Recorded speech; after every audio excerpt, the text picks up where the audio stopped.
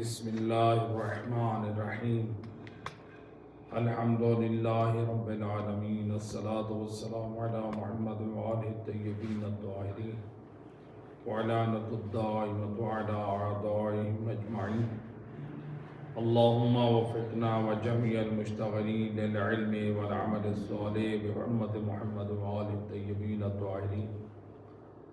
بسم اللہ الرحمن الرحیم۔ درس قرآن بسلسلہ انس قرآن اور فہم قرآن در نظر وارثان قرآن۔ سورہ بقرہ جو ہے اس کا الحمدللہ آغاز ہو چکا ہے، اور آج سورہ بقرہ کی آیت نمبر 23، 24 اور 25 تین آیات اور ان کا ترجمہ اور پیغام انشاءاللہ۔ تو سورہ بقرہ کی آیت نمبر 23 سے 25 تک۔ بسم اللہ الرحمن الرحیم۔ وَإِن كُنتُمْ فِي رَيْبٍ مِّمَّا نَزَّلْنَا عَلَىٰ عَبْدِنَا فَأْتُوا بِسُورَةٍ مِّن مِّثْلِهِ وَادْعُوا شُهَدَاءَكُم مِّن دُونِ اللَّهِ إِن كُنتُمْ صَادِقِينَ۔ اور جو کچھ قرآن ہم نے اپنے بندہ خاص یعنی حضرت محمد صلی اللہ علیہ وآلہ وسلم پر نازل کیا، اگر تمہیں اس کلام خدا اگر تمہیں اس کے یعنی اس قرآن کے کلام خدا ہونے پر شک ہے تو کم از کم اس کی مانند ایک ہی صورت لے آؤ۔ اگر تم سچے ہو تو اللہ کے علاوہ اپنے گواہوں کو بھی لے آؤ، یعنی جو تمہاری تصدیق کریں، یعنی تمہاری معاونت کریں اس قرآن کے مقابلے میں صورت لے آنے میں۔ وَإِن لَّمْ تَفْعَلُوا وَلَن تَفْعَلُوا فَاتَّقُوا النَّارَ الَّتِي وَقُودُهَا النَّاسُ وَالْحِجَارَةُ أُعِدَّتْ لِلْكَافِرِينَ۔ اگر یہ کام تم نے نہ کیا اور کبھی نہ کر سکو گے تو اس آگ سے ڈرو جس کا ایندھن لوگ اور پتھر ہیں۔ یعنی اللہ کہہ رہا ہے تم یہ کام کر بھی نہیں سکو گے کہ اس قرآن کی صورت کی مثل کوئی صورت لے آؤ، تو اللہ سے ڈرو یعنی قرآن کا انکار نہ کرو، تو اس آگ سے ڈرو جس کا ایندھن جو ہے یعنی جہنم کا جو ایندھن ہے وہ لوگ اور پتھر ہے، جو کافروں کے لیے تیار کی گئی ہے۔ پہلے ان دو آیات کا ترجمہ اور ان کے پیغام کی طرف انشاءاللہ، پھر تیسری آیت جو ہے اس کا ترجمہ اور پیغام۔ یہ جو دو آیات ہیں، ان دو آیات میں اللہ سبحانہ و تعالیٰ نے عظمت قرآن اور معجزہ قرآن پر گفتگو کی ہے۔ سابقہ انبیاء و مرسلین جو تھے وہ صاحبان معجزہ تھے، اور سید الرسل بھی صاحب معجزہ تھے۔ تو اللہ نے انبیاء کے ساتھ ہر زمانے کے اعتبار سے خاص معجزے سے نوازا، لیکن جو سابقہ انبیاءوں کو جن معجزوں سے نوازا وہ معجزات انہی زمانے تک محدود رہے۔ اس زمانے کے بعد آج وہ معجزات نہیں، جیسے حضرت ابراہیم علیہ السلام کا معجزہ کہ آگ ان کے لیے گلزار ہوئی تھی، تو آج دنیا جہان میں کہیں بھی آگ گلزار نہیں، تو معجزہ جو ان کے لیے تھا وہ انہی کے زمانے تھا، انہی کے ساتھ مخصوص تھا، وہ ختم ہو گیا۔ اسی طرح سے حضرت موسیٰ کا معجزہ اللہ نے جو ان کو عطا کیا تھا، ید بیضاء کا معجزہ کہ وہ اپنی بغل میں ہاتھ دے کے جب وہ کرتے تھے تو ہاتھ سے نور نکلتا تھا، تو یہ ید بیضاء کا معجزہ۔ وہ بھی حضرت موسیٰ کے ساتھ مختص تھا، آج یہ معجزہ موجود نہیں ہے۔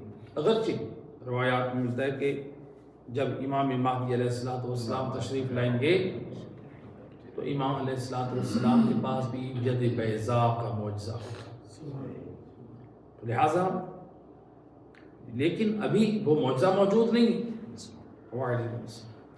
حضرت عیسیٰ علیہ السلام معجزہ جو قرآن نے ابرہ الاکمہ والابرص، یعنی جو آپ برس اور اندھوں کو باذن اللہ شفا دیتے تھے، تو وہ معجزہ بھی اب نہیں۔ تو جو انبیاء تھے وہ معجزات انہی کے ساتھ تھے، اسی زمانے میں تھے۔ سید اور رسول کو بھی اللہ نے معجزہ دیا، اور یہ معجزہ کون سا تھا؟ یہ قرآن کا معجزہ۔ شق القمر کا معجزہ بھی ہے، لیکن جو قرآن کا معجزہ ہے یہ وہ عظیم معجزہ ہے۔ یہ صرف سید الرسل کے زمانے کے ساتھ خاص نہیں تھا، خاص حالات میں اور خاص وقت کے لیے نہیں تھا، بلکہ جب تک دنیا باقی ہے یہ معجزہ قرآن باقی رہے گا۔ اور یہ اتنا عظیم معجزہ کہ اس قرآن کا مد مقابل کوئی بھی نہ لا سکا، اس لیے اللہ سبحانہ و تعالیٰ نے ان لوگوں کو دعوت دی جو قرآن کا انکار کرتے ہیں، جو غیر خدا کو جھکتے ہیں، ان کی پرستش کرتے ہیں، کہ تم جو انکار کر رہے لے ہو پھر اس قرآن کی صورت کی مثل کوئی لے ہو، تم اگر سچے ہو لے آؤ، اور اپنے دعوے کی تصدیق، اپنی سچائی کا ثبوت دینے کے لیے ان لوگوں کو بھی لے آؤ جو تمہاری حقانیت کی تصدیق کریں، تمہاری معاونت کریں۔ تو لہٰذا یہ قرآن کا معجزہ ایسا ہے کہ ہر دور میں لوگوں نے کوشش کی کہ ہم قرآن کی صورتوں کی مثل کوئی صورت ایجاد کریں، ہم قرآن کی آیات کی مثل آیات ترتیب دیں۔ تو دنیا والوں نے صورتیں بھی ترتیب دینے کی کوشش کی اور آیات بھی مرتب کرنے کی کوشش کی، اور کی بھی سی۔ علماء اسلام نے اپنی کتابوں میں تحریر کیا ان کی صورتوں کو اور ان آیات کو۔ تو جن میں ایک مسیلمہ کذاب جس نے آغاز کیا تھا، تو اس نے جو ہے وہ اپنی طرف سے کچھ صورتیں پیش کی، جو مسیلمہ کذاب جس نے سید الرسل کے زمانے سے آغاز کیا، یہ مسیلمہ کذاب کہ جس نے جھوٹا دعوی نبوت بھی کیا، اور ادھر سے قرآن کے مقابلے میں صورتیں بھی بنا کر لے آیا کہ دیکھو میں قرآن کے مقابلے میں میرے پاس بھی صورت اور آیات موجود ہیں، لیکن جو اس نے صورتیں ترتیب دیں، جو آیات ترتیب دیں، وہ اس کی ہنسی اور اس کے اوپر ہنس رہی ہیں اور اس کا مذاق اڑا رہی ہیں، جو خود اس کی تذلیل کا سبب بنی۔ اسی طرح سے اور بھی ہر دور میں جو ہے شعراء اور دوسرے لوگ، یا کسی نے نبوت کا جھوٹا دعویٰ کیا، یا کسی نے قرآن کی صورت کے مقابلے میں کوئی صورت ایجاد کرنے کی کوشش کی، تو جن لوگوں نے کوشش کی وہ آیات ترتیب دیں یا صورتیں ترتیب دیں، ان لوگوں کے لیے وہ باعث تذلیل اور ذلت بنا، اور ان کے اوپر جو ہے وہ ہنسنے کا دنیا والوں کو موقع ملا۔ یہ لوگ عاجز ہیں، صرف انہوں نے دعویٰ کیا ہے لیکن قرآن کا مد مقابل نہیں لیا ہے، جس کے معانی ایسے تھے کہ جو پڑھنے والا پڑھ کے ہنس پڑتا ہے، جن کے اندر عربک کی غلطیاں، جن کے اندر معانی اور مفاہیم کی ترتیب نہیں ہے، تو عجیب و غریب۔ تو لہٰذا قرآن کا بدل جو ہے وہ کوئی نہیں لا سکا، نہ قرآن کی آیت لا سکا، نہ قرآن کی صورت لا سکا۔ اور اللہ سبحانہ و تعالیٰ نے بھی چیلنج کر دیا قرآن میں، پہلے یہاں پہ فرمایا اس آیہ مجیدہ میں، آیت نمبر 23 میں، فَأْتُوا بِسُورَةٍ مِّن مِّثْلِهِ، لے آؤ اس کی مثل کوئی صورت لے آؤ، اور تم اللہ کے علاوہ کوئی اور لے آؤ اپنے ہم نوا، جن کو تم پکارتے ہو، لے آؤ ان کو اگر تم سچے ہو، قرآن کو جو جھٹلاتے ہو تو پھر لے آؤ جو تمہاری مدد کرے، قرآن کے مقابلے میں کوئی صورت بنا کر دے۔ پھر اللہ سبحانہ وتعالیٰ نے اگلی آیت میں فرمایا فَإِن لَمْ تَفْعَلُوا وَلَن تَفْعَلُوا، تم ہرگز یہ کام نہیں کر سکتے، تمہارے بس کی بات ہی نہیں۔ یہ ایک اللہ نے پہلا یعنی سورہ بقرہ میں یہ حکم، لیکن سورہ اسراء کی آیت نمبر 88، اچھا یہ سورہ بقرہ مدنی صورت ہے، چونکہ ہم قرآن کی ترتیب میں بیٹھے ہیں تو قرآن کی جو دوسری صورت ہے وہ سورہ بقرہ ہے، تو گویا اس ترتیب میں جو پہلا حکم آ رہا ہے کہ تم قرآن کی مثل نہیں لا سکتے تو وہ سورہ بقرہ میں، لیکن اس صورت سے پہلے جو صورت نازل ہوئی ہے وہ سورہ اسراء ہے اور وہ مکہ میں نازل ہوئی تھی۔ تو وہ اس سورت کی آیت نمبر 88 میں اللہ سبحانہ وتعالیٰ نے چیلنج کیا، فرمایا قُلْ لَئِنِ اجْتَمَعَتِ الْإِنسُ وَالْجِنُّ عَلَىٰ أَن يَأْتُوا بِمِثْلِ هَٰذَا الْقُرْآنِ لَا يَأْتُونَ بِمِثْلِهِ وَلَوْ كَانَ بَعْضُهُمْ لِبَعْضٍ ظَهِيرًا۔ اللہ سبحانہ وتعالیٰ فرماتا ہے اے میرا حبیب ان سے کہہ دیجیے کہ اگر یہ لوگ یعنی جن و انس بھی جمع ہو جائیں کہ قرآن کی مثل کوئی صورت بنا دیں، جن و انس تمام انسان اور تمام جنات یہ مخلوقات جمع ہو جائیں کہ ایک صورت ایجاد کریں بمثل هذا القرآن، اس قرآن کی مثل کوئی ایک صورت بنا دے، فرماتا ہے لا یاتون بمثلہ، یہ اتنی صلاحیت نہیں رکھتے کہ قرآن کی مثل ایک صورت بنا سکے۔ اللہ نے چیلنج کر دیا وَلَوْ كَانَ بَعْضُهُمْ لِبَعْضِهِمْ ظَهِيرًا، چاہے ان میں سے بعض کے مددگار کیوں نہ ہوں، فکری طور پہ، علمی طور پہ، کسی طور پہ بھی یہ ایک دوسرے کے مددگار بن جائیں، یہ عاجز رہیں گے، یہ قرآن کی صورت کی مثل کوئی صورت نہیں لا سکتے۔ تو لہٰذا یہ جو ہے قرآن میں اللہ نے چیلنج کیا، اس لیے ملتا ہے کہ جب یہ عرب مشرقین یہ کیا کرتے تھے، خانہ کعبہ کی دیوار پر اپنا کوئی قصیدہ لکھتے تو یہ خانہ کعبہ کی دیوار پہ نصب کرتے، لگا دیتے، تو پھر اس کے بعد کوئی بڑا ماہر آتا تو وہ اپنا قصیدہ لکھتا، تو وہ پہلے والا گویا وہ کہتے تھے کہ دیکھو یہ والا جو ہے یہ اس سے بھی زیادہ باکمال ہے، تو تعریف کرتے۔ تو اسی طرح کعبے کی دیوار پہ عرب دنیا کے جو بڑے بڑے پڑھے لکھے دانشور تھے اس دور کے، وہ اپنی شاعری اپنے قصیدے لگاتے تھے، لٹکاتے تھے، لیکن جب قرآن کی سب سے چھوٹی سورت سورہ کوثر جب نازل ہوئی تو سید الرسل نے اسے دیوار کعبہ پہ لٹکا دیا۔ جب لٹکایا تو جو عرب دنیا کے رؤسائے مشرقین تھے، جو ان میں سردار تھا، جو مانا جاتا تھا علمی اور قابلیت اعتبار سے، جس کا فیصلہ حتمی اور اٹل ہوتا تھا کہ کون زیادہ جو ہے وہ عربی ادب رکھتا ہے، زیادہ پڑھا لکھا ہے، کس کا کلام جو ہے وہ علمی ہے، وزنی ہے، طاقتور ہے، تو اس نے جب دیکھا بڑے بڑے دانشور بھی تھے جو وہ عرب دان، تو اس نے جب یہ دیکھا قرآن مجید کی یہ مختصر صورت ہے سورہ کوثر، تو اس کی عقل حیران اور پریشان ہو گئی، تو یہ مجبور ہو گیا اس سورہ قرآن کے نیچے لکھا ما ھذا کلام البشر، یہ کسی انسان کا کلام ہے، تو گویا وہ بھی اعتراف کر بیٹھا۔ لہذا اللہ سبحانہ وتعالیٰ نے بھی قرآن میں یہ چیلنج کیا ہے۔ صلوات پڑھیں محمد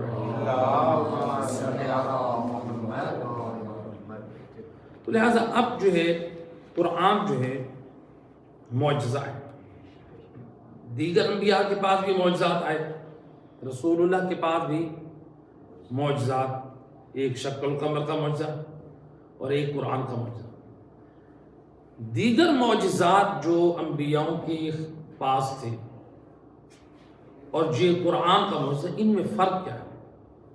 تو ان معجزات میں، قرآن میں اور باقی معجزات میں جو فرق ہے وہ یہ ہے کہ جو معجزات انبیاء کے ساتھ تھے وہ محسوسات والے سے تعلق رکھتے تھے، یعنی جو انسان کو متاثر کرتے تھے محسوسات کے ذریعے سے، لیکن یہ جو قرآن کا معجزہ ہے یہ علمی معجزہ ہے جو انسان کی عقل کو دعوت دیتا ہے۔ تو لہذا یہ دونوں کے درمیان فرق ہے، یہ عقل انسانی کو دعوت دینے والا ہے اور وہ محسوسات پہ اثر کرتا ہے۔ تو یہ تھا اس میں فرق۔ اب اس میں ہمارے لیے کیا پیغام ہے ان آیات میں؟ اس میں دو پیغام ہیں۔ پہلا پیغام کہ دیکھیے انبیاء کے ایک سوال اٹھتا ہے کہ انبیاء کو اللہ نے معجزات سے کیوں نوازا؟ بھی معجزے کی ضرورت کیا تھی؟ تو انبیاء کو معجزہ کیوں دیا؟ تو رسول اللہ کو بھی معجزہ دیا، شق القمر کا معجزہ بھی دیا اور قرآن کا معجزہ بھی۔ تو معجزے کا فلسفہ کیا ہے؟ تو معجزے کا فلسفہ یہ ہے کہ اللہ اپنے نمائندے کی تصدیق کرنا چاہتا ہے۔ جو اس نے دعوی نبوت کیا ہے، کہا ہے کہ میں اللہ کی طرف سے بھیجا گیا ہوں، یہ جب معجزہ دکھاتا ہے تو وہ تصدیق ہو جاتی ہے کہ دیکھو یہ خدائی سسٹم کے تحت انہوں نے دعوی نبوت اور رسالت کیا ہے۔ تو لہٰذا اللہ نے اس کی تصدیق کے لیے معجزے کو ظاہر کر دیا۔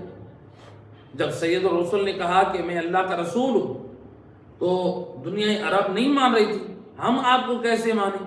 ہم بڑے بڑے رؤساء، ہم بڑے بڑے امیر زادے، ہم بڑے بڑے رتبے والے، ہم میں سے کوئی جو ہے وہ رسول نہ بنا، اور تم ایک یتیم عبداللہ، تمہارے پاس کچھ ہے نہیں، تم سردار بھی نہیں، تم کیسے جو ہے نبی بن سکتے ہو؟ وہ اپنے مقام پہ چھٹ رہے تھے، وہ مادیت کو دیکھ رہے تھے، لیکن اللہ معنویت و روحانیت کو دیکھتا ہے۔ خدا کے ہم معیار مادیت نہیں، یہ ہم لوگ ہیں مادیت پہ دوڑ پڑتے ہیں۔ تو لہٰذا سید رسول نے پھر کیا معجزہ دکھایا؟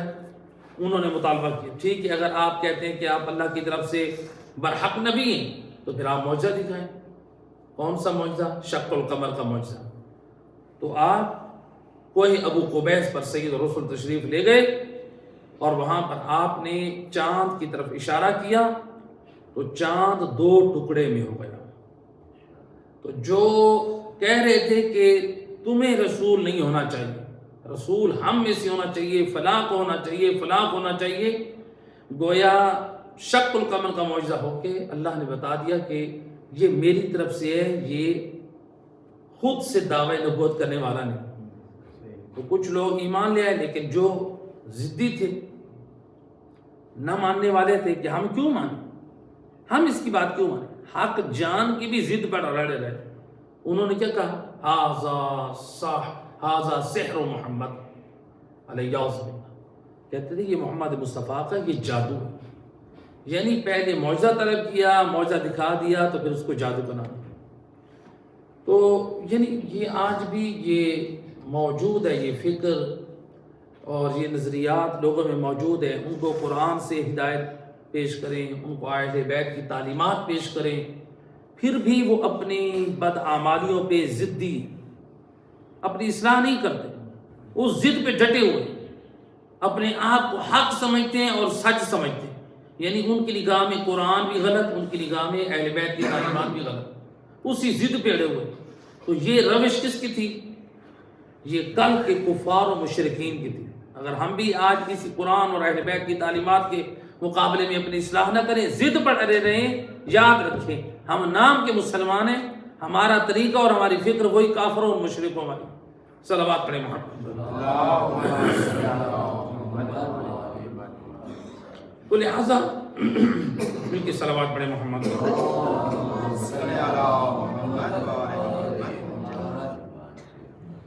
تو اب یہ معجزہ تھا سید الرسل کی، قرآن کا یہ معجزہ سید الرسل کی تصدیق۔ کہ جو عقلوں کو حیران کرنے والا بھی ہے اور عقلوں کو دعوت دین دینے والا بھی ہے. یہ ایسا، اور یہ قرآن جو ہے. اچھا، اب یہ جو معجزہ تھا قرآن،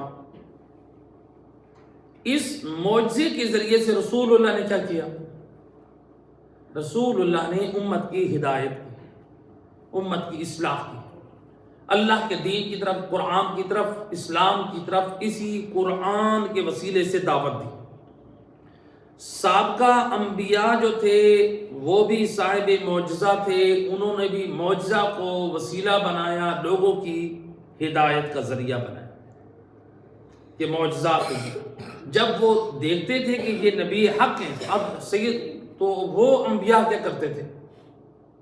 اللہ کے دین کا پیغام دیتے تھے، ان کو اپنے قریب کرتے تھے، ان کی اصلاح کرتے تھے. رسول اللہ نے بھی یہی کام کیا، انبیاء ما سبق نے بھی یہی کام کیا، کہ یعنی جو اللہ کی طرف سے جو ایک معجزہ مل رہا ہے، جس سے تائید و تصدیق ہو رہی ہے، اس کو رسول یا ما سبق انبیاء اپنی ذات اور مادی فوائد کے لیے حاصل نہیں کرتے، بلکہ اللہ کے دین کی خدمت گزاری کے لیے، اللہ کے دین کے پرچار کے لیے اس سے استفادہ کر رہے ہیں.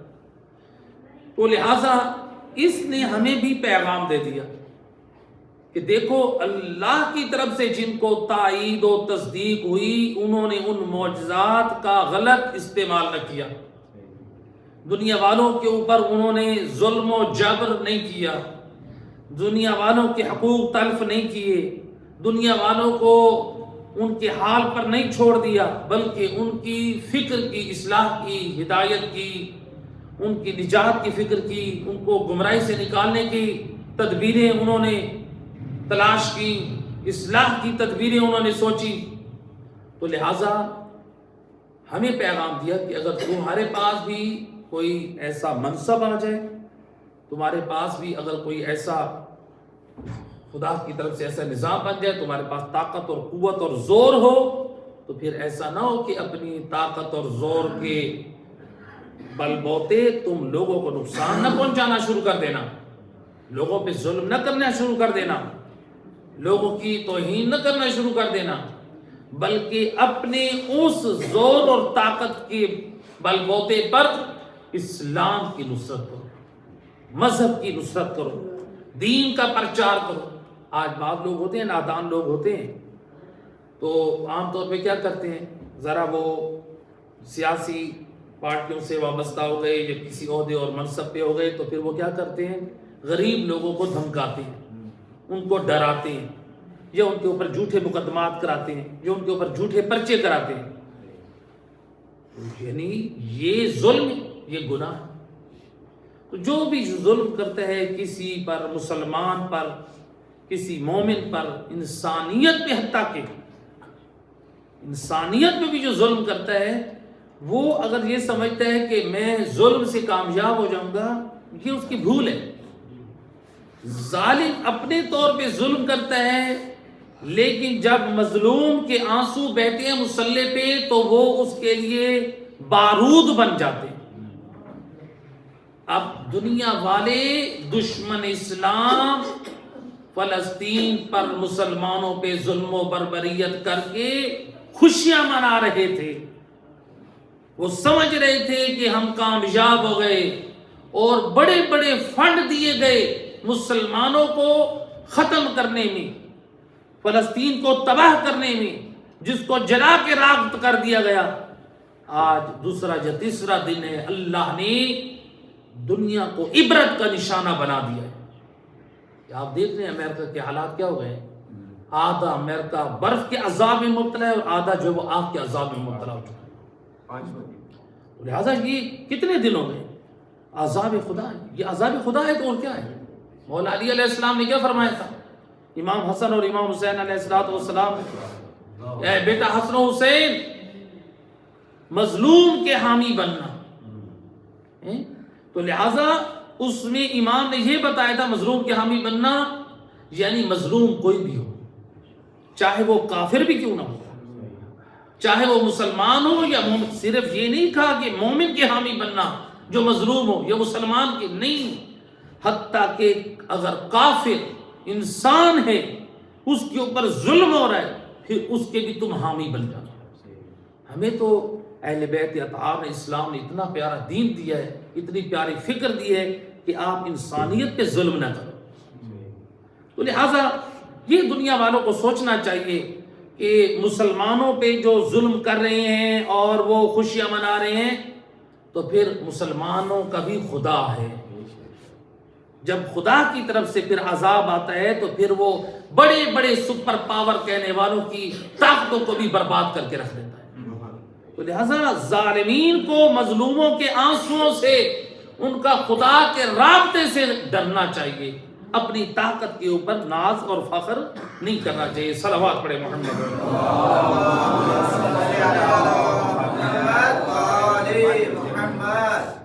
تو لہذا یہ تھا پہلا پیغام. دوسرا پیغام کہ دیکھیے ہمارے لیے کہ کیا پیغام ہے دوسرا, کہ یہ جو ہے ایک مل کے صلوات پڑھے محمد و اہل بیت.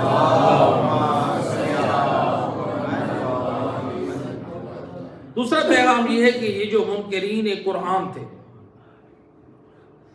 یہ مختلف گروہوں میں تقسیم ہوئے. جو قرآن کے انکار, مشرک تھے, کافر تھے, گمراہ تھے, بغض و عناد رکھتے تھے. تو اب حالانکہ یہ جو ہے ان کے زمانے میں قرآن نازل ہوا لیکن وہ مشرک بن گئے. رسول اللہ حالانکہ قرآن عام سناتے تھے, سنتے بھی تھے کچھ لوگ, لیکن کچھ تھے وہ نہیں سنتے تھے, کچھ سن کے انکار کرتے تھے, نہیں مانتے تھے. تو لہٰذا یا سنتے نہیں تھے یا سن کے انکار کرتے تھے, کچھ تھے وہ ہدایت پا جاتے تھے. تو اب قرآن موجود تھا لیکن قرآن سے استفادہ نہیں کرتے تھے. جو قرآن میں عبرت کے نمونے ہیں, قرآن میں جو ہدایات کے پیغام ہیں, جو اصلاحی پیغامات ہیں, تو حالانکہ قرآن پڑھ کر سنانے والے رسول اللہ تھے. رسول اللہ تھے. مجھ جیسا طالب علم نہیں تھا, کوئی عالم نہیں تھا, خود بانی شریعت محمد مصطفیٰ صلی اللہ علیہ وآلہ وسلم, آپ زبانی وہی سے قرآن سناتے تھے. لیکن شقاوت اس قدر تھی کہ نبی کی زبان سے قرآن سن کے بھی ہدایت نہیں پاتے.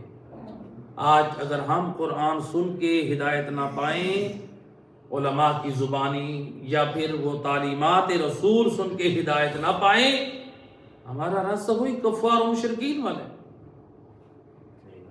انہوں نے رسول کی نہیں مانی, ہم کہیں وہ بڑے بدبخت تھے, ہم کون سے اچھے ہیں. ہم بھی تو علماء کی نہیں مان رہے. علماء بھی اپنے ماں باپ کا کلام تو نہیں سناتے, وہ بھی کس سناتے, وہ قرآن سناتے یا محمد و آل محمد کی پاک تعلیمات سناتے. تو لہٰذا وہ کیا کہتے تھے, ان کے اندر احساس سے برتری تھی.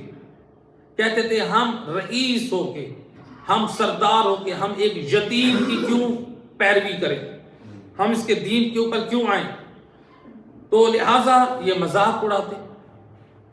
تو جس کا نتیجہ یہ ہوا کہ یہ مشرک رہ گئے, یہ کافر رہ گئے, یہ گمراہ رہ گئے. تو جو غلطی کل انہوں نے کی, مشرکین و کفار نے احساس برتری, ہم بڑے رتبے والے ہو کے ہم ایک یتیم کی بات مانیں, ہم ایک غریب کی بات مانیں, ہم غریب ہو کے دین کو فالو کریں, ہم کیوں کریں. وہ غرور و تکبر و عناد و بغض کا شکار تھے جس کی وجہ سے وہ ہدایت نہ پا سکے. اگر آج یہی فکر ہمارے اندر ہو, ہم کہیں مجھے کیا ضرورت ہے, میری فیکٹریاں ہیں, میری جائیداد ہے, میرا مال ہے, میرے پاس پیسہ ہے, میرے پاس سرمایہ ہے, مجھے کیا ضرورت ہے میں جا کے علماء کے سامنے بیٹھوں اور دین کی باتیں سیکھوں. تو یہ وہی فکر اور نظریہ جو کل کے مشرکین و کفار نے کہا, ہم بھی وہی فکر رکھنا ہے. نتیجہ تن کیا ہوگا, جس طرح کل کے مشرکین و کفار رسول اللہ کے باتوں کو جھٹلاتے رہے, قرآن کو جھٹلاتے رہے, تو مشرک اور کافر بن گئے. ہم اگر اس دور میں علماء جو قرآن اور محمد و آل محمد کی پاک تعلیمات سناتے ہیں، ہم نے ان کو جھٹلایا، ہم نے ان کی نہ مانی، تو پھر ہم بھی گمراہ رہ جائیں گے. ہمارے عقائد و نظریات یا پھر مشرکین والے ہوں گے، یا پھر ہمارے کفار والے ہوں گے، یا گمراہ ہوں گے. کیونکہ جب ہم میں سے کوئی بھی قرآن پڑھتا نہیں ہے، قرآن سنتا نہیں ہے، قرآن کے مطابق زندگی گزارنے کی کوشش نہیں کرتا، بتائیں پھر اس بندے سے، جو لوگ قرآن سے تمسک نہیں رکھتے، ان لوگوں سے بندہ یہ پوچھے، بتاؤ پھر تمہیں جبرائیل امین کوئی کلام پڑھ کر سناتے ہیں؟ تمہارے پاس کوئی وحی آتی ہے؟ تمہارا کوئی ڈائریکٹ رابطہ ہے خدا سے یا نبی سے؟ جب نہ تم قرآن پڑھتے ہو، نہ قرآن کی مانتے ہو، نہ وارثان قرآن کی مانتے ہو، اپنی مرضی زندگی جی رہے ہو. یہ طریقہ کار تو کل کے کفار و مشرکین کا تھا، وہ بھی اپنی مرضی جی رہے تھے. تو لہذا اپنی مرضی جینا کفار و مشرکین کو اگر برباد کر گیا ہے، تو وہ آج اگر ہم بھی اپنی مرضی جیے تو یہ ہمیں بھی برباد کر دے گی. صلوات پڑھ دے محمد.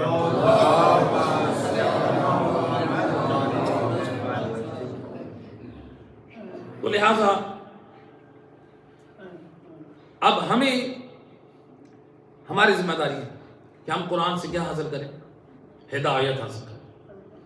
تو عام طور پہ یہاں پر آج ایک فکرہ کہا جاتا ہے، بعض لوگ کہتے ہیں، کیا کہتے ہیں کہ اہل بیت کو شیعوں نے پکڑ لیا ہے اور قرآن کو سنیوں نے پکڑ لیا. ایک نظریہ عام طور پہ. اور ادھر برادران اہل سنت بھی یہی کہتے ہیں بعض، کہ ہم نے سنیوں نے قرآن کو پکڑ لیا ہے اور شیعوں نے اہل بیت کو پکڑ لیا. میں کہتا ہوں یہ نظریہ غلط ہے. جو یہ کہتے ہیں کہ شیعوں میں سے کہ ہم نے اہل بیت کو پکڑ لیا ہے، قرآن کو چھوڑ دیا ہے، اور وہ سنی کہیں کہ ہم نے قرآن کو پکڑ لیا، اہل بیت کو چھوڑ دیا ہے. اگر کوئی یہ سمجھتا ہے ہم نے اہل بیت کو پکڑا ہے اور قرآن کو چھوڑا ہے، اس نے اہل بیت کو بھی نہیں پکڑا، وہ اہل بیت سے بھی تمسک نہیں رکھتا. بغیر قرآن کے اہل بیت بھی آپ کو نہیں مل پائیں گے. بغیر قرآن کے آپ آل محمد کی سیرت پہ بھی نہیں چل پائیں گے. اور اگر مسلمان یہ کہیں، اہل سنت یہ کہیں کہ ہم نے قرآن کو پکڑا اور اہل بیت کو چھوڑ دیا ہے، یہ شیعوں نے پکڑ لیا ہے، تو قرآن ان کو بھی نہیں مل سکے گا جب تک اہل بیت سے تمسک نہیں ہوگا. اور یہ میرا کوئی ذاتی کلام، خطابی کلام نہیں ہے، بلکہ سید رسول نے زبان وحی سے فرمایا تھا، انی تارکم فیکم الثقلین کتاب اللہ وعطرتی اہل بیتی. میں تمہارے درمیان دو چیزیں چھوڑ کے جا رہا ہوں، ایک اللہ کی کتاب ہے اور دوسری میری عطرت اہل بیت ہے. تو لہذا رسول اللہ نے اپنی امت کی ہدایت اور فلاح اور نجات کے لیے دو چیزیں چھوڑی. کون سی؟ قرآن اور اہل بیت. کیوں؟ کہا کہ یہ تمہارے زندگی کا جو سلیبس ہے وہ قرآن ہے، اور جو اس کے پروفیسر ہیں، جو ٹیچر ہیں، وہ وارثان قرآن میری پاک آل ہے. آج میرے اور آپ کے چھوٹے بچے پریپ اور پلے کلاس میں بھی بغیر ٹیچر کے نہیں پڑھ سکتے، تو جو اللہ کی وحی کا کلام ہے وہ وارثان قرآن کے بغیر ہم کیسے سمجھ سکتے ہیں؟ تو لہٰذا وہاں پہ بھی وارثان قرآن کی ضرورت ہے. صلوات پڑھے محمد رحیم. لہذا اس لیے سید رسول نے اس حدیث میں فرمایا وَلَن يَفْتَرِقَ حَتَّى يَرِدَ عَلَيَّ الْحَوْض، اور ان میں جدائی نہیں ہوگی یہاں تک کہ حوض کوثر میں یہ دونوں میرے پاس اکٹھے آئیں گے. یعنی دنیا میں بھی اکٹھے ہیں اور آخرت میں بھی اکٹھے آئیں گے. تو گویا رسول اللہ نے بتایا قرآن اہل بیت سے جدا نہیں ہے اور اہل بیت قرآن سے جدا نہیں. کیا مطلب رسول اللہ کیا سمجھانا چاہ رہے ہیں؟ یہ سمجھانا چاہ رہے ہیں قرآن کو جب اہل بیت سے ہٹ کے سمجھو گے تو گمراہ ہو جاؤ گے، اور جب اہل بیت کو اپنا کے قرآن کو چھوڑو گے تو پھر تمہیں جو قرآن میں جن پاک ہستیوں کی اطاعت کا حکم ملا ہے تو پھر تم صحیح اہل بیت کا راستہ بھی نہ اپنا پاؤ گے تو پھر اپنی مرضی کا راستہ اپنا لو گے. تو لہٰذا قرآن کو بھی سامنے رکھنا ہے اور اہل بیت کو بھی. دونوں سے تمسک رکھیں گے تو ہم نجات حاصل کر سکتے ہیں. تو گویا سید رسول نے اپنی حدیث مبارک میں انسان کی پرواز اور نجات کے دو پر بنا دیے. جس طرح پرندہ اپنے دو پروں سے پرواز کر کے اپنی منزل پر تک پہنچتا ہے اور نجات حاصل کرتا ہے، کامیاب ہوتا ہے، گویا سید رسول نے بھی بتا دیا میرا امتی تب کامیاب ہوگا، تب نجات پائے گا جب اس کے لیے پرواز کے دو پر ہوں گے، اور ایک کا نام ہے تمسک اہل بیت اور دوسرے کا نام ہے تمسک بالقرآن. صلوات پڑھ دے محمد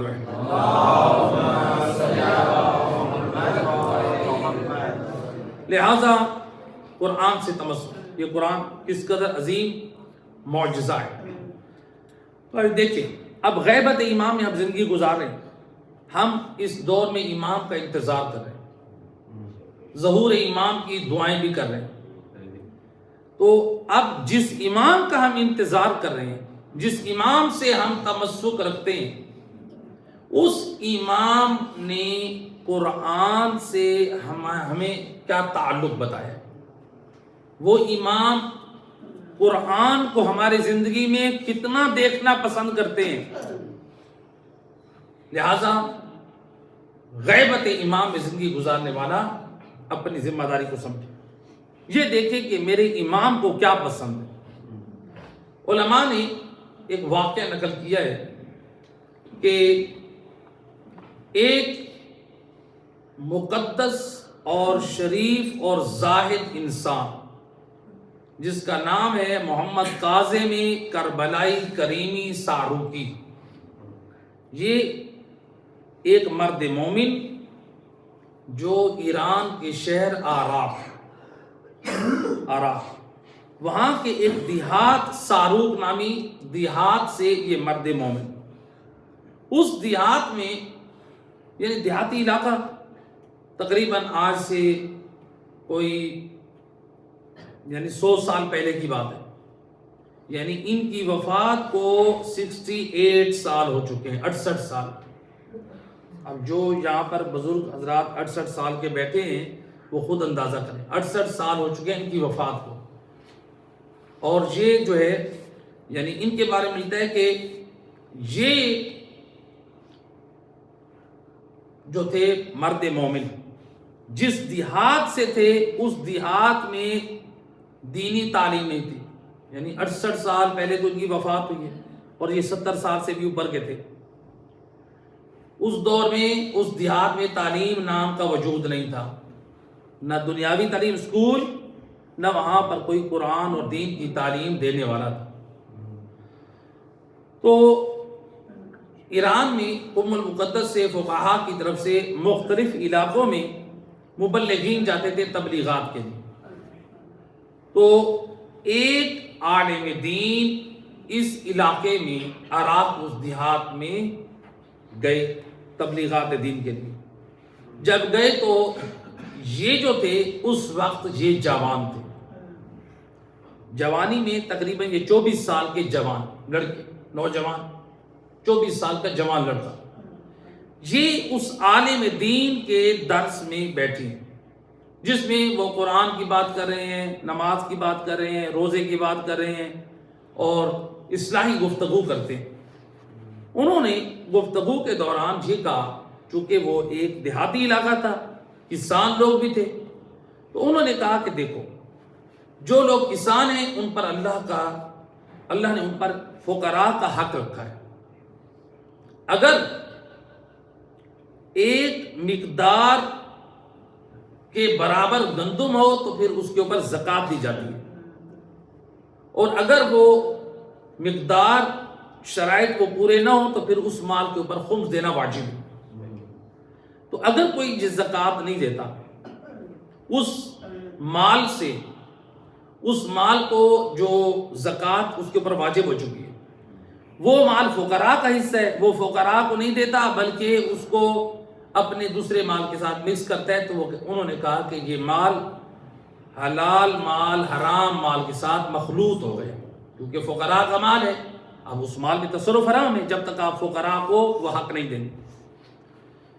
تو انہوں نے کہا کہ یعنی اگر کوئی شخص اسی عین گندم سے کپڑے خریدتا ہے، گھر خریدتا ہے، تو پھر جو ہے اس کی جو ہے وہ اس میں نماز، ان کپڑوں میں بھی نماز باطل ہے، اس گھر میں بھی نماز باطل ہے۔ اور یہی فتویٰ خمس کے بارے میں بھی ہے۔ آیت اللہ سستانی، آغا سستانی فرماتے ہیں کہ جو خمس ہے یعنی جو زکوٰۃ ہے، خمس کے بارے میں آغا سستانی کیا فرماتے ہیں کہ اگر جن کپڑوں پر خمس واجب ہو چکا ہے ان میں اگر کوئی خمس نہ دے اور ان میں نماز پڑھے تو اس کا حکم غصبی لباس کا ہے۔ غصبی لباس کس کو کہتے ہیں؟ ایک شخص جانتے ہوئے کہ غصبی لباس میں نماز باطل ہے، غصبی کہتے ہیں یعنی کسی کا چرایا ہے یا لے کر پیسے نہیں دیے، اس کو کہتے ہیں غصبی لباس، ہمارا حق ہی نہیں اس پہ۔ اب ہم جانتے ہو یہ چوری کا مال ہے، ہم خود چور ہیں اور اس میں نماز پڑھیں گے، ہماری نماز باطل ہے۔ تو آغا سستانی کیا کہتے ہیں؟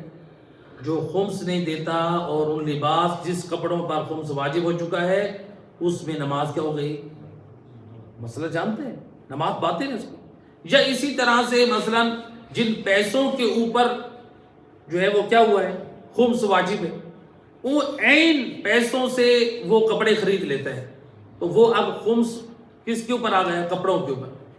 تو لہٰذا ایسی صورت میں وہ پھر بھی شرعی طور پہ اشکال ہے، جائز نہیں ہے جب تک ہم خمس نہ دیں اپنے مال میں تصرف کریں، شرعاً حرام ہے، حالانکہ کماتے تو ہم ہیں، محنت تو ہم کرتے ہیں۔ اسلام کہتے ہیں اس مال میں بھی تصرف کرنا جائز نہیں ہے جس مال میں لوگوں کا حق ہے، غرباء کا حق ہے، جس میں اللہ کا حق ہے، جس میں امام کا حق ہے، اس مال میں تصرف ہے۔ تو لہٰذا اب انہوں نے یہ بیان کیا، صلوات پڑھیں محمد و اہل بیت۔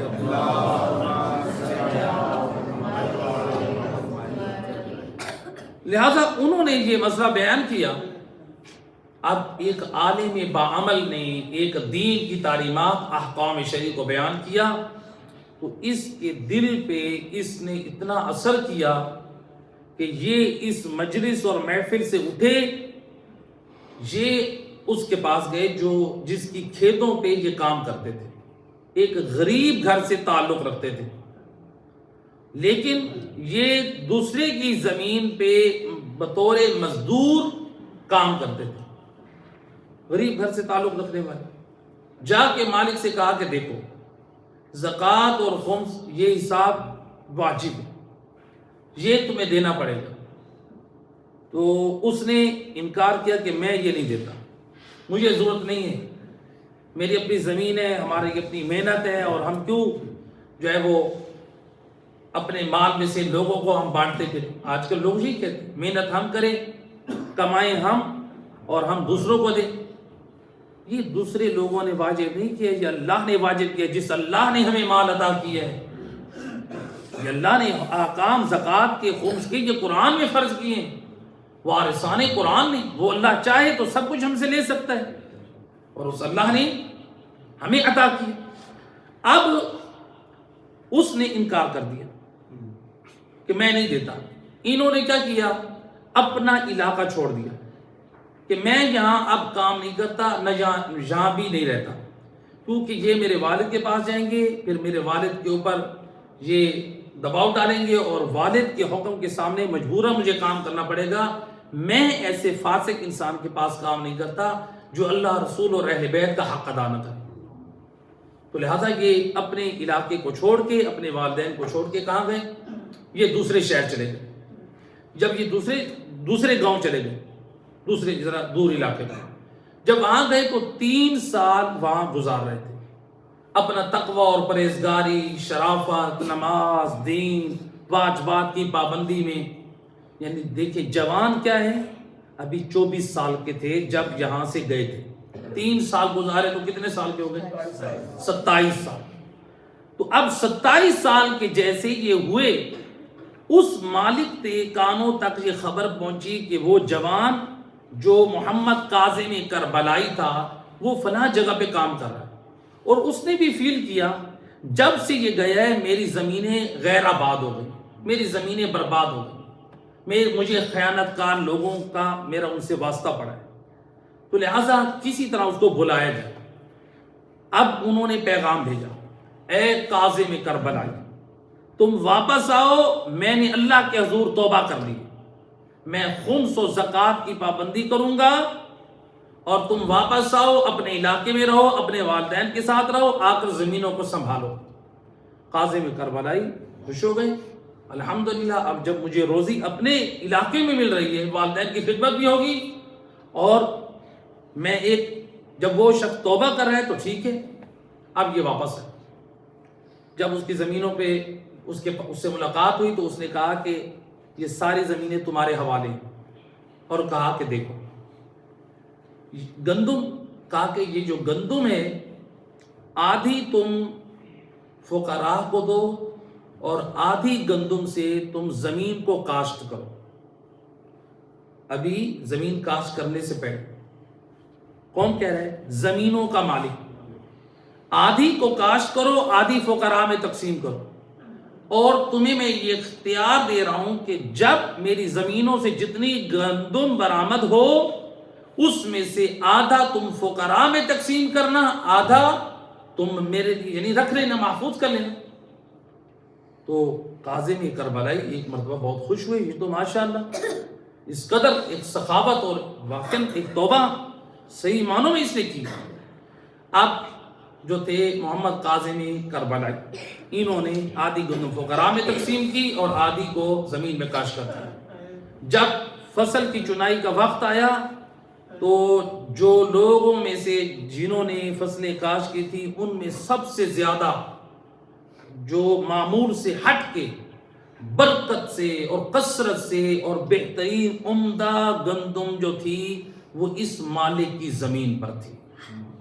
اور جب اس نے دیکھا اتنی گندم کی فراوانی ہو گئی، میرا ایک مرتبہ صرف فقراء میں تقسیم کرنا، ابھی تو میں نے زکوٰۃ و خمس کا حساب نہیں کیا، تو اس نے اسی وقت شکرانے کی، خدا کے شکرانے کی نیت کی کہ اے کاظم کربلائی، میری زمینوں کی جتنی بھی گندم ہو آئندہ آدھی فقراء میں تم نے تقسیم کرنی۔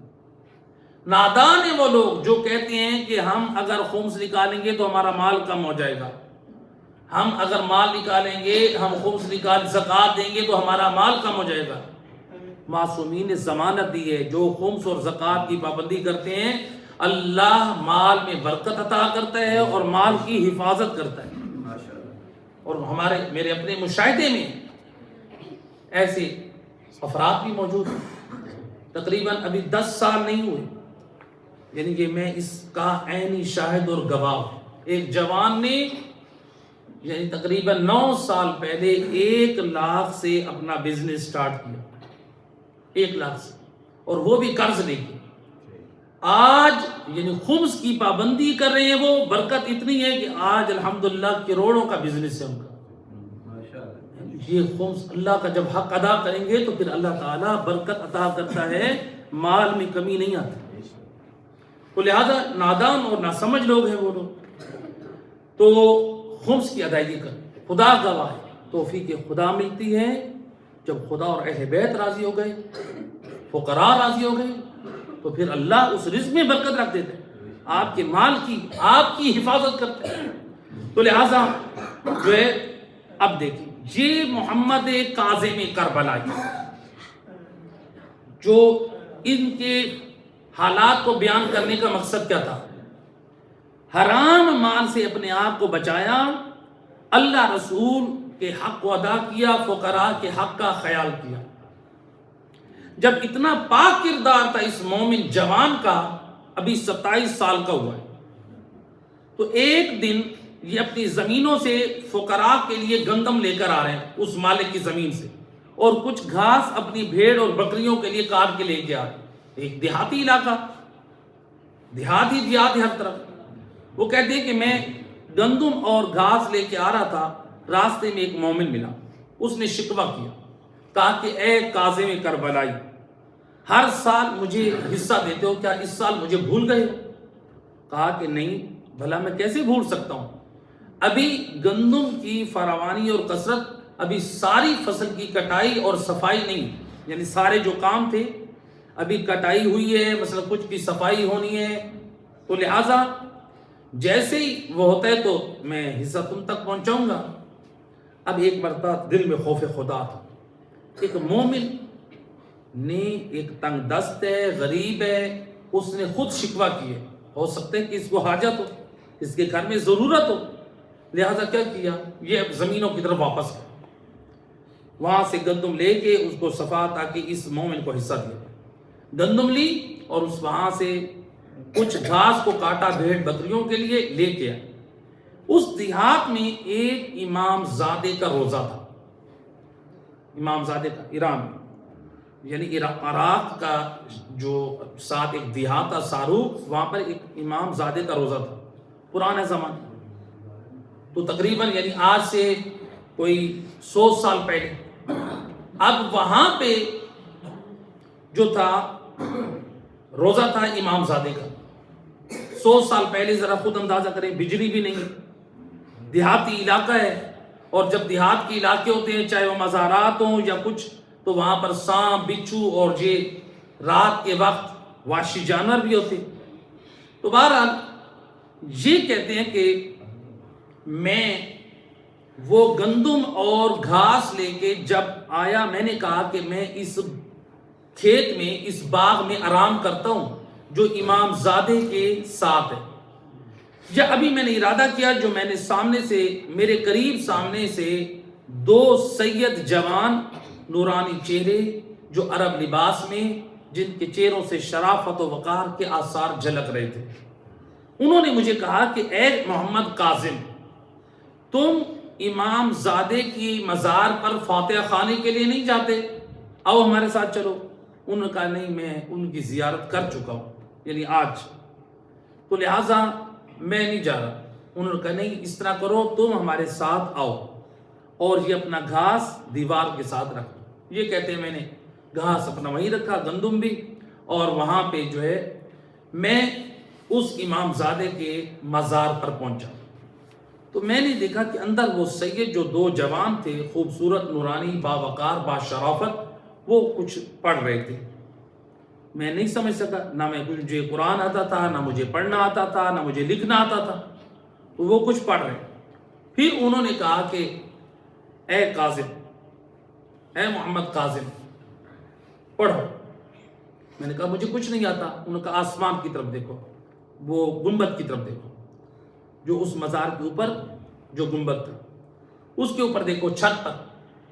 کہتے ہیں میں نے چھت کے اوپر دیکھا تو نور میں سے، جیسے نور ہوتا ہے، نور کی لائٹ، اس طرح سے چھت کے اوپر قرآن کے الفاظ، جو آیت قرآنی لکھی ہوئی تھی۔ ایک صلوات پڑھیں محمد و اہل بیت۔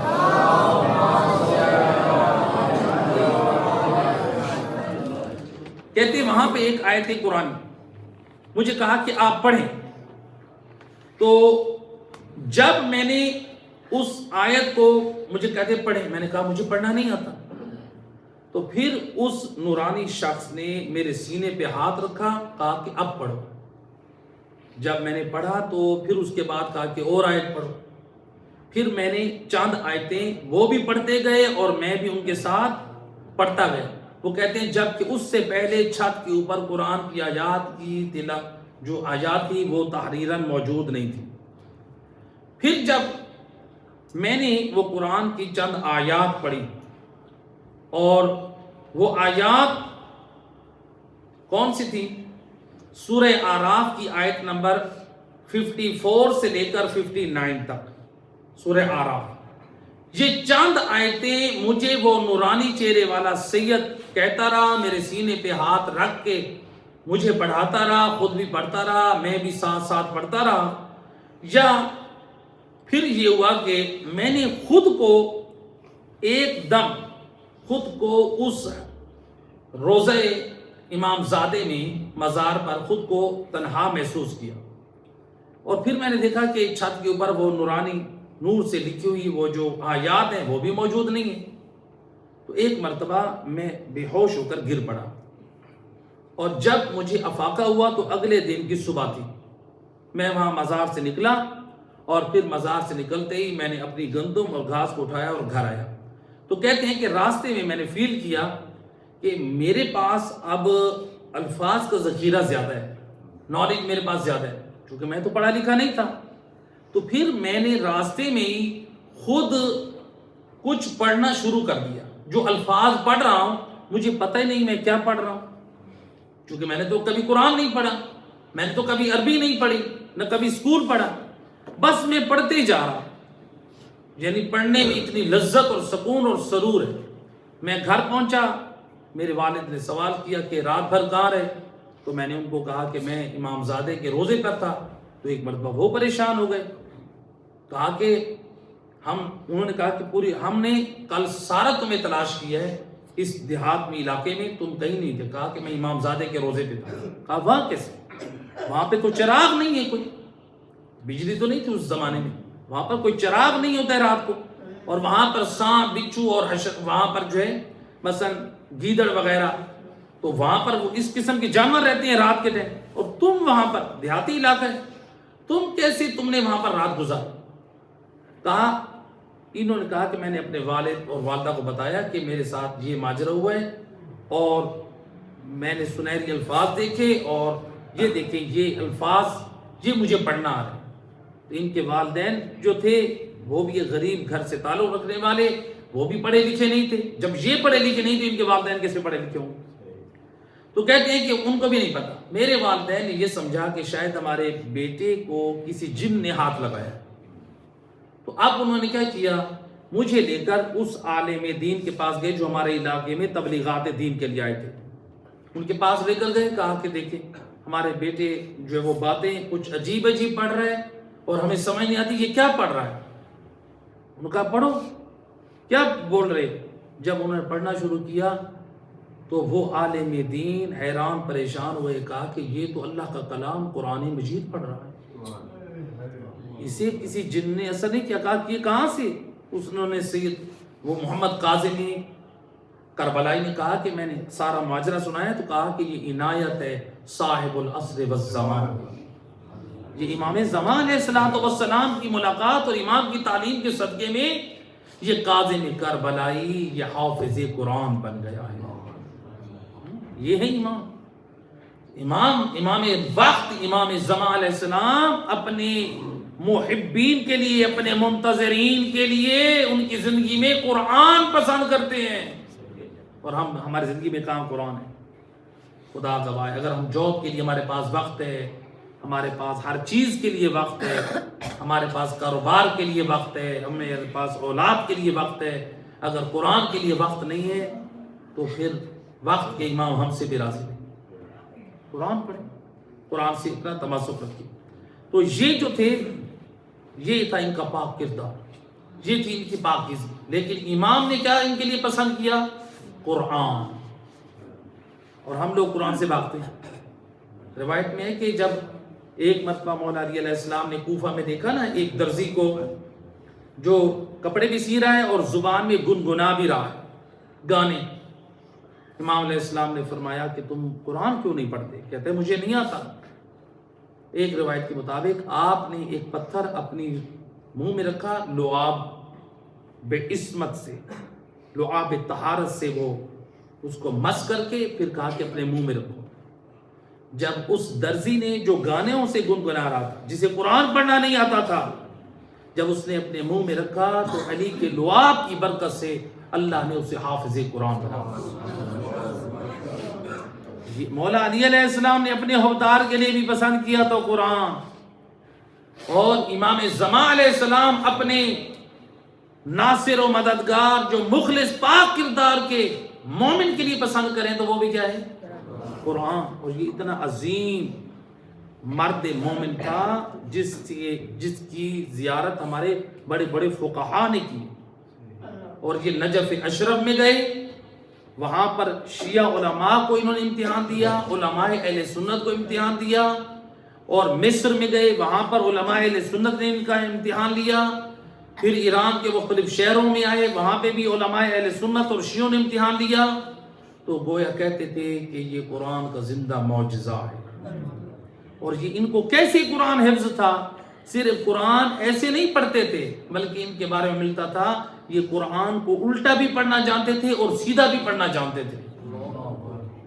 تو یعنی کوئی آیت پڑھی ہے تو ان سے کہا جاتا کہ مثلا اس سے پہلے والی آیت سناؤ, اس سے پہلے والی 20 آیتیں سناؤ, یہ اس طرح کہتے تھے.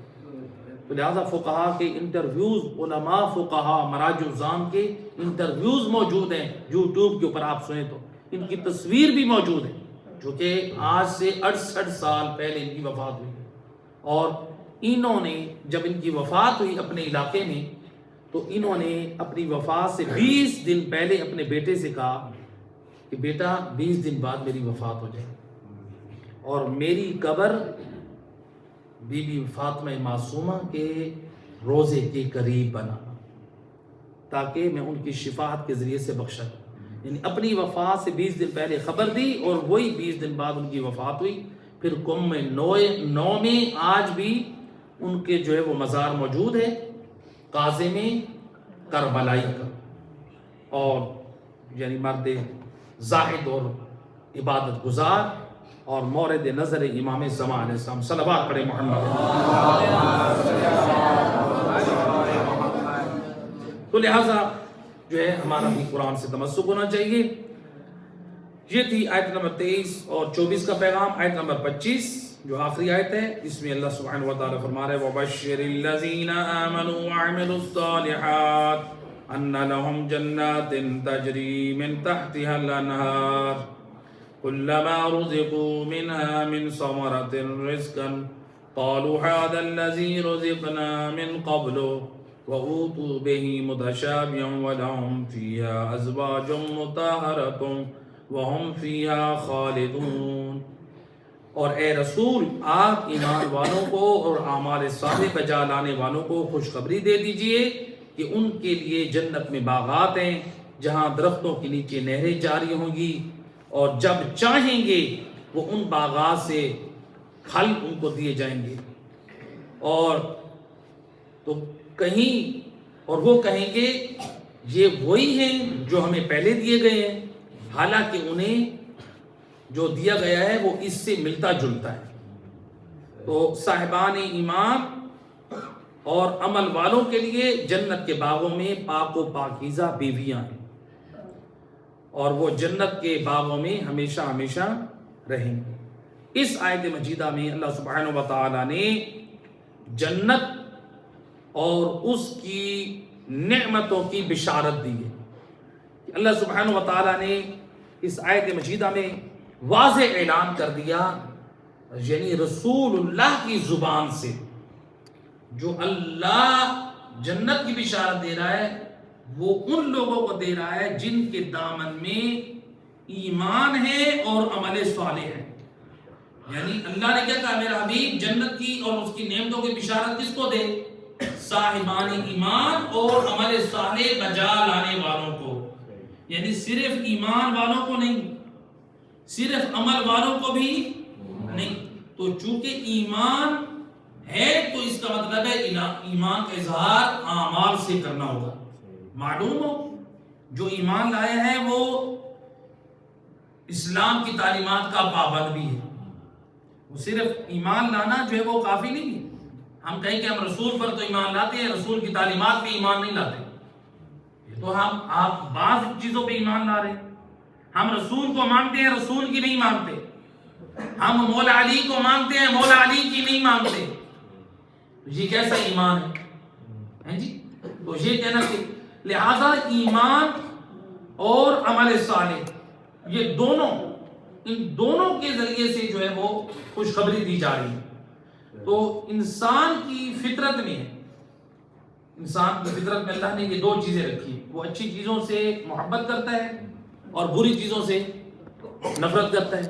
اور اللہ سبحانہ و تعالی نے انسان کی فطرت کو سامنے رکھتے ہوئے اس آیت مجیدہ میں فرمایا کہ چونکہ انسان اچھی چیزوں کو پسند کرتا ہے, اللہ نے بھی کہا کہ جنت ہوگی, جنت کی نعمتیں ہوں گی, اس میں پاکیزہ بیویاں ہوں گی اور اس میں ہمیشہ رہو گے.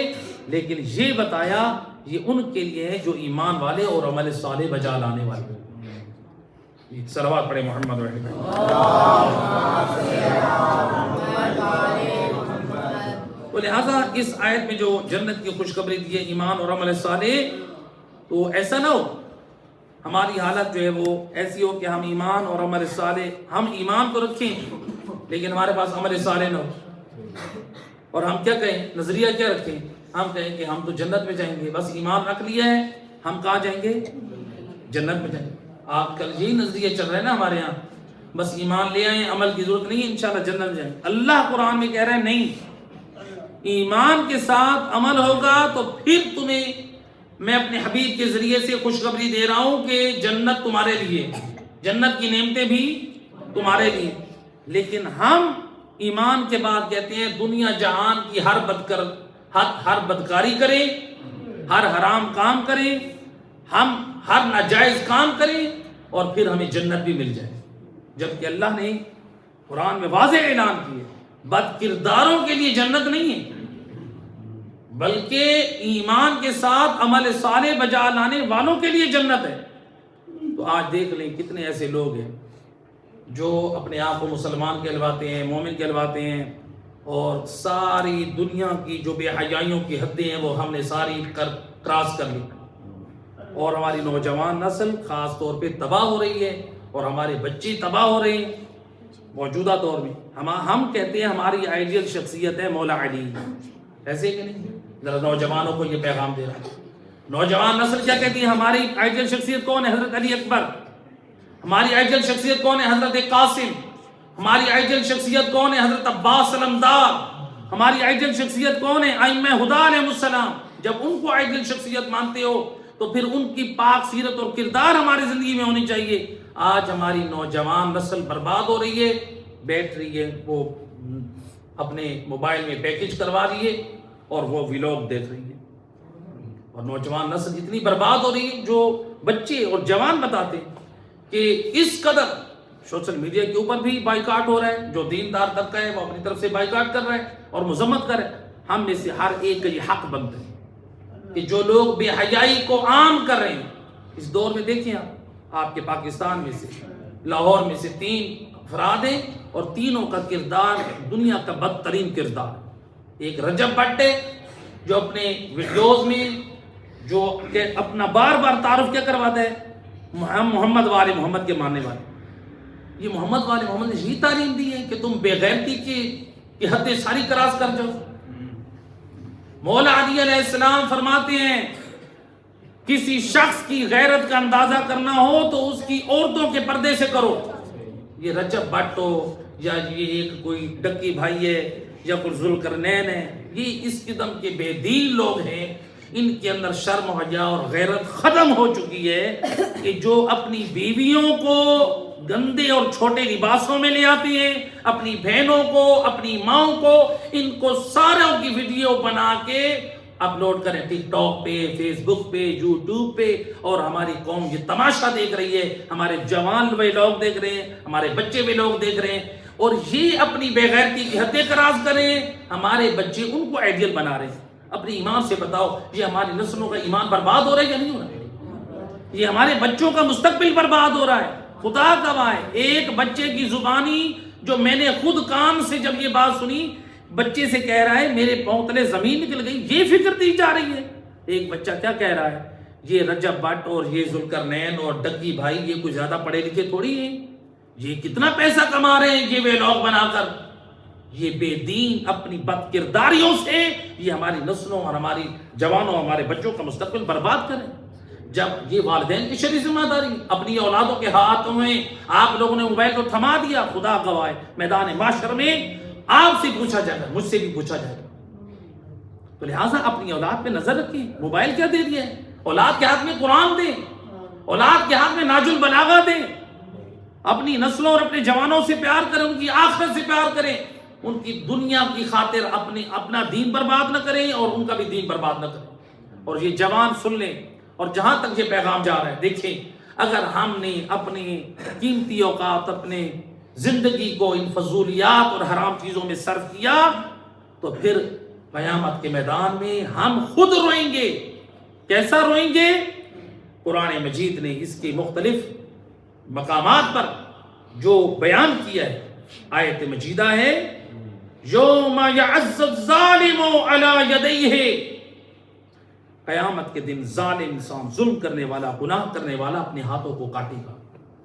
یقول یا لیتنی اتخذت مع الرسول سبیلا، کاش میں رسول اللہ کے راستے پہ چلتا، میں بے دین لوگوں کے راستے پہ نہ چلتا. اپنے ہاتھوں کو کاٹے گا. آج جو حرام کرتے ہیں اپنے ہاتھوں سے کر رہے ہیں، کتنے لوگ کر رہے ہیں، موبائلوں کا غلط استعمال کر رہے ہیں. اس وقت اپنے ہاتھوں کو کاٹیں گے. ہم نے اپنے ہاتھوں سے خود اپنے لیے جہنم بنائی، ہم نے خود اپنے ہاتھوں سے اپنے نام اعمال کو سیاہ کیا. یہ اس دن، قیامت کے دن اپنے ہاتھوں کو کاٹیں گے. اور سورہ فرقان کی آیت مجیدہ 28 میں اللہ سبحانہ و تعالیٰ فرماتا ہے، میدان معاشر میں لوگ روئیں گے، فریاد کریں گے، کیا؟ یا ویلتا لیتنی لم اتخذ فلانا خلیلا، ہائے افسوس، کاش میں فلاں بدبخت کو اپنا دوست نہ بناتا، اور جس کی گمراہیوں اور بے دینی اور بد کرداری کی وجہ سے میں برباد ہو گیا، میں اس کو دوست نہ بناتا. کن لوگوں کو دوست بنایا ہے؟ رجب بٹ کو دوست بنایا ہے، ڈکی بھائی کو دوست بنایا ہے، ذوالقرنین کو دوست بنایا ہے. دنیا کے کتنے بے حیا اور بے غیرت لوگوں کو اپنا دوست بنا رہے ہو.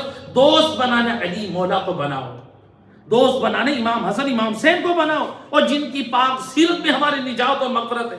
کہاں بے دین لوگوں کے راستوں پہ ہم چل پڑے ہیں. لہٰذا اسی لیے قرآن مجید نے ایک اور مقام پہ فرمایا، کیا؟ یقول یا لیتنی قدمت لحیاتی. جب میدان معاشر میں انسان دیکھے گا نا میرا نامہ اعمال خالی ہے، یہ گناہ، یہ ولاگ دیکھ کر، یہ ٹک ٹاکر، یہ سارے فضول جو اپنے ٹک ٹاک دیکھتے ہیں یا حرام کی موویز دیکھتے ہیں، حرام کے کلپ دیکھتے ہیں، اپنے دین کو برباد کرتے ہیں. ان کو نہ قرآن پڑھنے کے لیے وقت ہے، نہ نماز کے لیے وقت ہے، نہ ذکر خدا کے لیے وقت ہے، نہ درود کے لیے وقت ہے، حرام کاموں کے لیے وقت ہے. قرآن کہتا ہے یہی لوگ میدان معاشر میں رو کر کیا کہیں گے؟ یقول یا لیتنی، کاش قدمت لحیاتی، کاش میں اس اپنی آخرت کی زندگی کے لیے کچھ بھیج جاتا. اس وقت افسوس کوئی فائدہ نہیں دے گا، اس وقت رونا کوئی فائدہ نہیں دے گا. لہذا رونا ہے تو انسان دنیا میں اپنی گناہوں پر، اپنی غلطیوں پہ رو. اللہ بڑا مہربان ہے. جو غلطیاں خطا ہو گئی ہیں سچے دل سے اللہ سے کی بارگاہ میں آ جائیں، اپنی غلطیوں پہ معافی مانگیں. وہ اللہ بڑا بخشنے والا، بڑا مہربان ہے. پروردگار سے دعائیں کری، مہربان اللہ، صدقہ محمد